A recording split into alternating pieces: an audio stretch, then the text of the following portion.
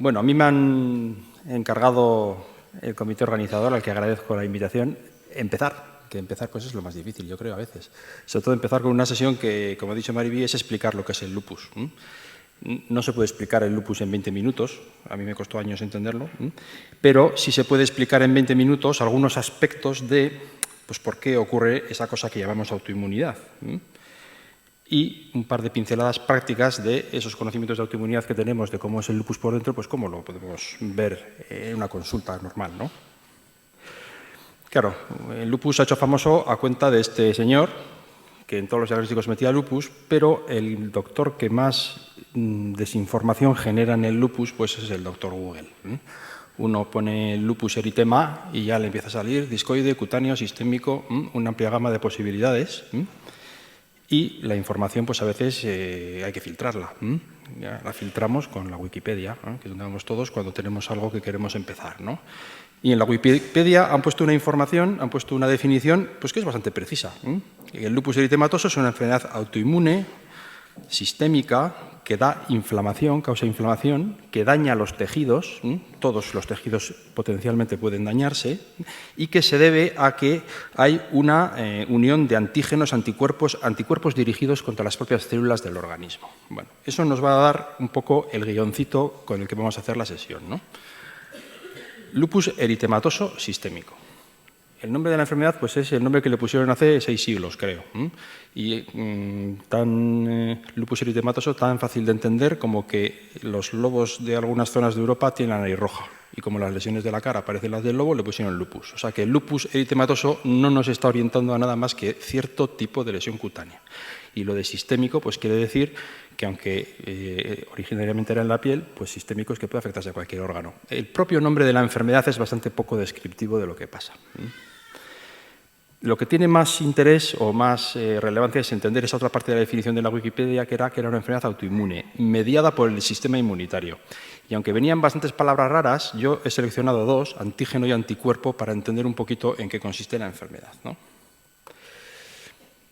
Todos nacemos con un sistema inmune, las defensas, esa cosa un poco misteriosa que hablamos en la consulta, y tenemos 2 partes del sistema inmune, ¿no? El equipamiento de serie, el que trae todos los modelos del vehículo, hasta el de menor gama, que es el sistema inmune innato, que es un sistema inmune dirigido contra virus y bacterias un poco inespecíficamente, ¿no? Entra un bicho patógeno, entra un germen que nos hace daño y hay ciertas células del sistema inmune que van a tiro a por ella.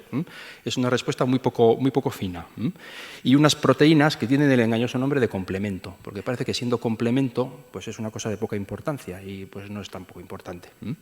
Entre esas células hay muchas, el macrófago, que por su propio nombre se lo jama todo, y la célula natural killer, que con ese nombre os podéis imaginar que es una célula que va dirigida a destruir agentes patógenos de forma directa. Y luego tenemos la otra parte del sistema inmune, que es la que más nos interesa para el lupus, que es la parte fina, la parte que solo tenemos los vertebrados, algunos seres vivos, que es una respuesta inmune, que hay unas células especiales que se llaman linfocitos, que las habréis leído en el volante de matimetría en los análisis, que ahí salen los linfocitos, y que fabrican unas proteínas que se llaman anticuerpos. Anticuerpos y antígenos. ¿Qué es el anticuerpo y el antígeno? El anticuerpo es una proteína, es un dardo que va contra una diana muy concreta. En este dibujito lo han representado como si fuese una pieza de metal y un imán. Entonces, esa proteína es una proteína tan específica que nos tenemos que vacunar de la gripe todos los años porque la pequeña variación del virus de la gripe de un año a otro hace que ya las proteínas que teníamos del año anterior no nos valgan. Es una respuesta dirigida muy concretamente contra ciertos sitios. Y esos sitios, que suelen ser proteínas, les llamamos antígenos. Y esa unión entre el antígeno y el anticuerpo es una reunión específica que desencadena ciertos procesos que pueden acabar llevando a que se produzca una inflamación. ¿Vale? Esto es perfecto si tienes una bacteria en el pulmón con una neumonía, el anticuerpo contra esa bacteria, se carga la bacteria, se produce una inflamación del pulmón, que es la neumonía que vemos, y que se cura, ¿no? El anticuerpo lo que hace es que esas células un poco inespecíficas que se lo zampan todo, los macrófagos, cuando se encuentran una bacteria que tiene el marcado por los anticuerpos, que serían estas con forma de Y que están aquí, detecta a esa bacteria como algo ajeno que me lo tengo que cargar. El anticuerpo funciona como un identificador de organismos, de estructuras, de cosas que son ajenas a nuestro cuerpo y que conviene eliminar. Y también sirve para identificar células tumorales, que al modificarse también el cuerpo las reconoce como ajenas. Tiene otras funciones de aglutinar, de precipitar, pero para entendernos esta sería su función natural contra gérmenes, ¿no? Y lo fabrican los linfocitos. Los linfocitos son dos tipos de células, la B y la T, que tienen un trasiego entre ellas de muchas sustancias y muchas cosas, pero que al final la respuesta simplificadamente se reduce a que hay unas células en el cuerpo que son los vigilantes, las células chivatas, que detectan un virus. Ese virus se lo presentan al linfocito T y el linfocito T dice, efectivamente, esto es una cosa ajena, le voy a decir al B que fabrique anticuerpos. Es una respuesta que tiene esa cadena. Evidentemente, cualquier fallo en esa cadena se traduce en que la respuesta no es normal. Entonces, tenemos linfocitos como células muy importantes a la hora de fabricar anticuerpos. El complemento, aunque se llama complemento, originariamente era el sistema principal de defensa. Son una serie de proteínas, esto no quiero ni que lo miréis, pero que llevan una C y un numerito, C3, C4, C1, C2, hasta el C9, y esas proteínas lo que hacen es una cascada que acaba cargándose a las bacterias. Bien porque en el cuerpo entra un germen, o bien porque en algún sitio un anticuerpo se une al antígeno, el complemento se activa y es como el dominó. Tú activas la primera y van todas en fila. Y la última es la que se carga a los bichos. Pero entre medio hay dos que se llaman C3 y C4. Y que lo que nos indican es que hay una respuesta del sistema inmune que está activa. Lo vamos a guardar en el bolsillo el C3 y el 4 para recordarlo luego. Y bueno, el complemento tiene ese nombre, pero el complemento es importante. El complemento tiene muchas funciones del sistema inmune. No es para nada una cosa complementaria que valga para poco. Además, pues el sistema inmune tiene la piel, tiene las barreras. El sistema inmune innato, el que viene de serie, pues es limitado. Entran bacterias y contra todas hace lo mismo. Es rápido y no tiene memoria. O sea, cada vez que llega el bicho de turno, tiene que empezar de cero. El sistema inmune adquirido, ese que es un poquito más especial, el de alta gama, tiene una respuesta que es muy variada, puede hacer una respuesta muy concreta contra un germen y no hacerla contra otra cosa que se parezca pero que no sea un germen, en ese sentido es más listo. Y aunque es más lento la primera vez que entra en contacto con el patógeno, tiene memoria, con lo cual las veces sucesivas ya sabe que tiene que actuar. Por eso hay enfermedades que se pasan solo una vez en la vida. Yo he pasado el sarampión de crío porque no me vacunaron, soy de la época de no vacuna, y ya no lo voy a volver a pasar, y si me hago anticuerpos, tendré anticuerpos contra el sarampión. Tengo memoria.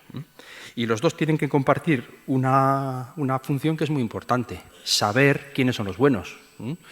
Autoconocimiento, lo que se llama tolerancia inmune, ¿no? Que yo distingo mis propias células de células externas. Yo distingo, esto es un glóbulo rojo mío y esto es una bacteria externa. Al glóbulo rojo no le hago nada y a la bacteria externa me la cargo.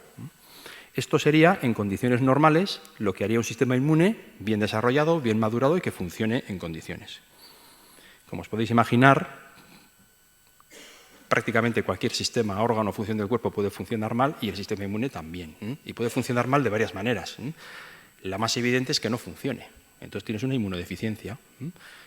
Puede ser de nacimiento o te puedes contagiar del virus VIH que se carga específicamente a los linfocitos T. Como hemos dicho que el linfocito T era un eslabón fundamental de la cadena, si me cargo esa célula no tengo sistema inmune y me cojo infecciones, ¿no? Puede ocurrir que actúe por exceso.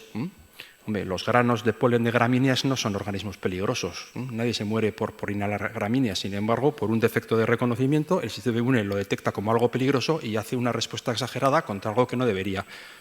Se traduce en una alergia. Y luego tenemos otro tipo de problemas, que es cuando el sistema inmune identifica mal a los malos. Hay un reconocimiento erróneo, esa última fila del autorreconocimiento se altera y reconozco como ajeno algo que forma parte de mi propio organismo y dirijo una respuesta inmune contra algo contra lo cual no debería hacerlo, que forma parte de mí. Bueno, pues cuando ocurre eso hablamos de autoinmunidad. Este sería un ejemplo de un efecto autoinmune.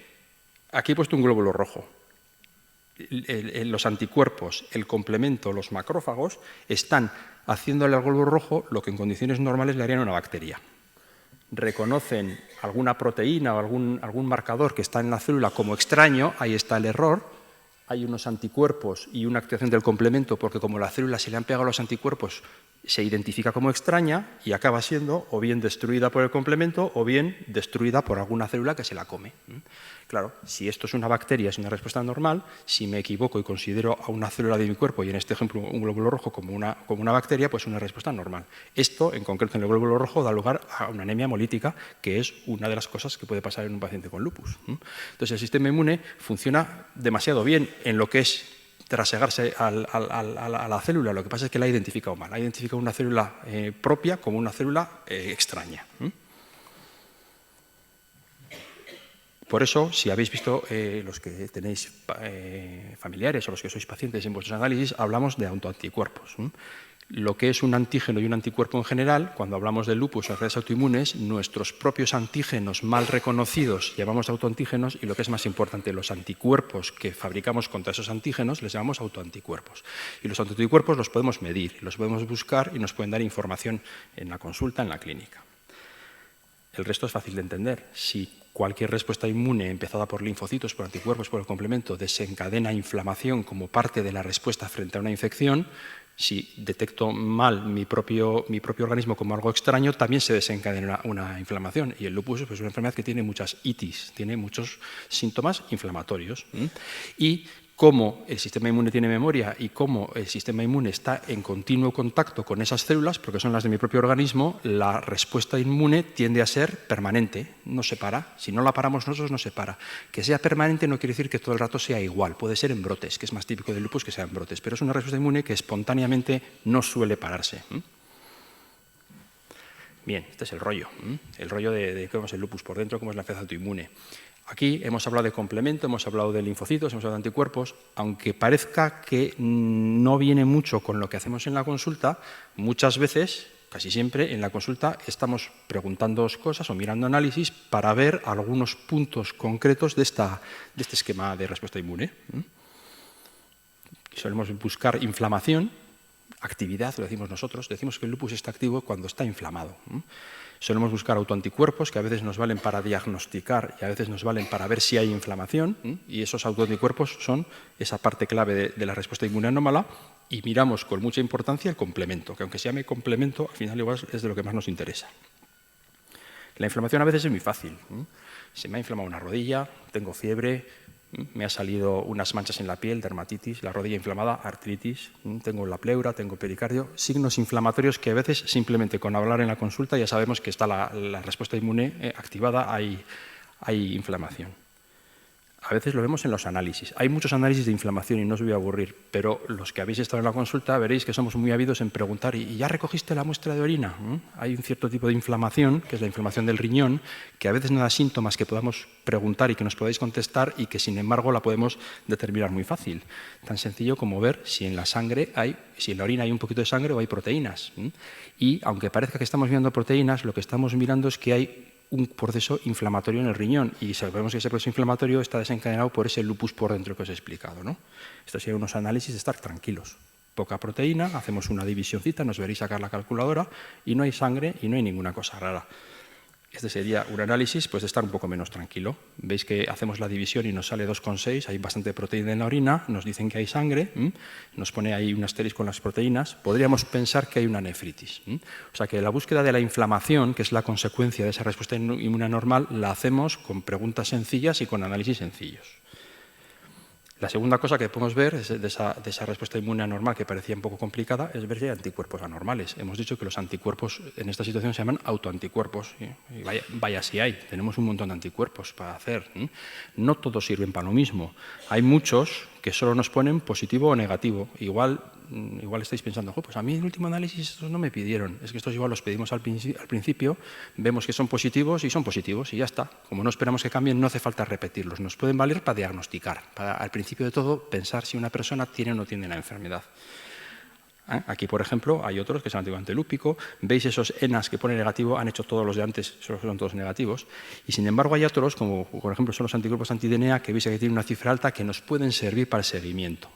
Estos son los análisis de la misma paciente cuando tenía la inflamación y cuando no. Cuando tenía la inflamación, los anti-DNA eran de 3.000 y luego han bajado a 51. Es muchas veces el único anticuerpo que veréis que usamos en las revisiones, porque es el único que suba o que baje tiene importancia. Un detalle del asterisco. La máquina es tonta. A la máquina le has puesto menos de 15 y como hay 51 pone un asterisco. Pues claro, antes había 3000. O sea que a veces nosotros un análisis con asterisco no le damos ninguna importancia porque hay que verlo si ha subido, si ha bajado, cómo está. No hay que ver los asteriscos siempre como una alarma. Anticuerpos nos valen para el diagnóstico, muchos de ellos, y alguno nos vale para el seguimiento, pero seguimos midiendo desde fuera esa respuesta inmune anormal. Y lo tercero es el complemento. ¿Os acordáis que os he dicho que guardaréis en la cabeza el C3 y el C4? ¿No? Bueno, pues el C3 y el C4, que son esas proteínas que forman parte del complemento, cuando queremos medirlas en sangre podemos, y si el complemento está activo, si hay inflamación, esas proteínas se gastan. Entonces, como se gastan, están bajas. Tener un complemento bajo nos puede indicar que hay inflamación. Tener un complemento normal nos puede indicar que no hay inflamación. No es 100% así, pero se le acerca. Podemos tener, como en la primera fila, una analítica con complemento normal, bueno, y si no hay fiebre, no hay inflamación y los análisis también, el lupus está tranquilo. Este sería el complemento de ese análisis de 3000 de anti-DNAs por los suelos. Bueno, pues si tiene fiebre, tiene inflamación, tiene síntomas clínicos, con los anti-DNAs altos, con la orina esa que os he enseñado y con el complemento bajo tenemos un brote. Y el de abajo es el análisis de esa misma paciente cuando se puso bien. Os vuelvo a señalar que tiene un asterisco, nos preocupa poco, porque tenía 3 y tiene 9, o sea, ha subido, ¿no? Entonces, con el complemento también miramos esas cosas, ¿eh? Aunque en la sesión me pusieron el retador, el título del lupus por dentro, realmente el lupus por dentro siempre es el lupus desde fuera, porque nosotros en la consulta lo que hacemos es preguntar una serie de cosas que nos van a dar detalles, nos van a dar pinceladas de cómo es esa respuesta inmune y qué grado de actividad tiene. Y por eso, pues en la consulta veréis que muchas veces siempre nos fijamos en lo mismo, porque al final son 4 cosas las que nos interesan. Y creo que estoy en tiempo y espero que por lo menos un poquito os haya quedado claro cómo es eso de la enfermedad autoinmune.